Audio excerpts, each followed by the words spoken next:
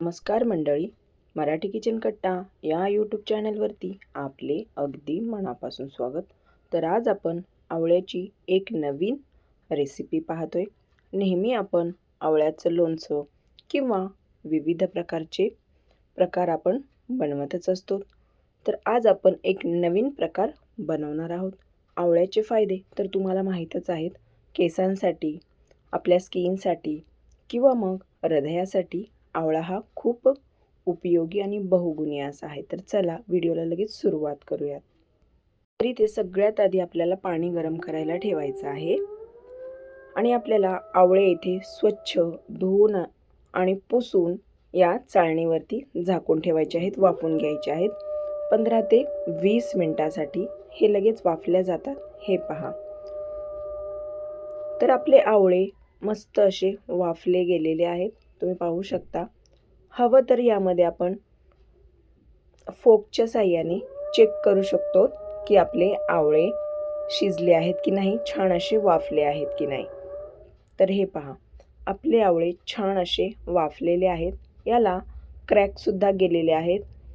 आपल्याला लगेच लक्षात येतं की हे आपले आवळे वाफले आहेत. अशा पद्धतीने हे वाफून निघतात. आता यातलं बी आपल्याला आतलं साईडला काढून ठेवायचं आहे आणि याला पूर्णपणे याच्या अशा फोडी आपल्याला करून घ्यायच्या आहेत. तर हे पहा, अशा पद्धतीने थंड करून हे साईडला ठेवूया. जेवढे आपण आवळे घेतलेले आहेत तेवढंच आपल्याला साखर किंवा गूळ घ्यायचा आहे. तर इथे मी गूळ घेतलेला आहे. आता आपल्याला हे दोन्ही मिक्स करून मिक्सरला वाटून घ्यायचं आहे. तर आवळे इथे मी अर्धा किलो आवळे घेतलेले आहेत. तर अर्धा किलोच आपल्याला इथे गूळ किंवा मग साखर घ्यायची आहे. तर आता हे दोन्ही मिक्स करून याला आपण मिक्सरला फिरवून घेणार आहोत. कारण हे असंच फिरवलं तर हे बारीक होत नाही. त्यामुळे यामध्ये थोडी थोडी साखर किंवा मग गूळ जर आपण ॲड केला आणि ते दोन्ही मिक्स करून वाटलं तर खूप छान फाईन असं हे वाटलं जातं बारीक. तर आता इथे आलंसुद्धा मी यामध्ये बारीक करून टाकणार आहे. तर मी आलंसुद्धा यामध्ये बारीक असं ठेचून टाकलेलं आहे किंवा तुम्ही मग वाटताना घातलं तरीसुद्धा चालेल. तर आता हे सगळं मिश्रण आपण मिक्सरमध्ये वाटून घेतलेलं आहे. आता वाटून घेतल्यानंतर हे कढईमध्ये आपल्याला काढून घ्यायचं आहे आणि शक्यतो स्टीलची कढई असेल तर वापरा. कारण इथे तुम्ही जर पितळाची किंवा जर लोखंडाची कढई जर वापरली तर याची जो आपण पदार्थ बनवणार आहोत ना, तर त्याचीही टेस्ट बदलते, चव वेगळीच येते. त्यामुळे शक्यतो स्टीलची असेल किंवा मग जर्मनची असेल तर ती वापरा. आता गॅसची फ्लेम आपल्याला एकदम कमी ठेवायची आहे आणि कमी गॅसवरतीच आपल्याला हे मिश्रण चांगलं असं यावरती हे परतवत राहायचं आहे, शिजवत राहायचं आहे. याला असं घट्ट असं आपल्याला करून घ्यायचं आहे. तर हे पहा, अशा पद्धतीने मी इथे याला सतत असं फिरवत आहे. तर कमी गॅसवरतीच आपल्याला हे चांगलं असं याला शिजवून घ्यायचं आहे. तर आता इथे थोडंसं आपल्याला कॉर्नफ्लॉवर लागणार आहे. तर इथे मी अर्धा किलोसाठी 2 चमचे कॉर्नफ्लॉवर घेतलेला आहे. तर याच्यामध्ये आपण 2 चमचे कॉर्नफ्लॉवर घेतलेला आहे, तर आपल्याला यामध्ये 2 चमचेच पाणी घालायचं आहे. जास्त पाणी घालू नका. जास्त पाणी जर घातलं तर याला हे शिजण्यासाठी वेळ लागतो. त्यामुळे जेवढं आपण कॉर्नफ्लॉवर घेतलं असेल तेवढंच याच्यामध्ये पाणीसुद्धा ॲड करायचं आहे. तर आता आपण इथे थोडं थोडं पाणी याच्यामध्ये ॲड करून घेणार आहोत आणि इथे मी मीठसुद्धा घातलेलं आहे. तर मीठ हे आपल्याला चवीनुसार घालायचं आहे. काळं मीठ आणि आपलं रोजच्या जेवणातलं जे साधं मीठ असतं, मी दोन्ही मिक्स करून घातलेलं आहे. यामुळे या पदार्थाला खूप छान अशी चव येते. आणि अर्ध लिंबू आपल्याला घालायचा आहे. जो आवळ्याचा कडवटपणा असतो, तुरटपणा असतो, तो बॅलन्स करण्यासाठी आपल्याला इथं लिंबू घालणं गरजेचं आहे. त्याच्यामुळे लिंबू असेल तर नक्कीच घाला. त्यामुळे हा पदार्थ आणखीनच चविष्ट लागतो. आणि त्यानंतर इथे मी थोडीशी हळद घालणार आहे. तुम्हाला जर हवं असेल तर तुम्ही इथे या स्टेजला फूड कलरसुद्धा ॲड करू शकता.